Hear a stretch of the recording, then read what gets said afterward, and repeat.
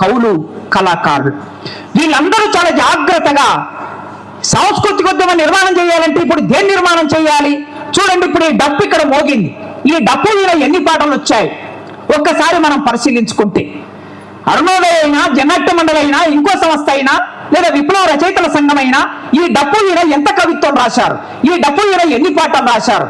ఇవాళ సామ్రాజ్యవాద సంస్కృతి లేదా హిందుత్వ బ్రాహ్మణీయ సంస్కృతి మన మీద దాడి చేస్తున్నప్పుడు దానికి పోటీగా ఎవరిని నిలబెట్టాలి, ఎలాంటి సంస్కృతి నిలబెట్టాలంటే సమాజంలో ఇంకా బతికున్న ప్రజా సంస్కృతి, ప్రజల జీవితాన్ని పోటీగా నిలబెడితే తప్ప మనం విజయం సాధించలేం, మనం విప్లవం తీసుకురాలేం.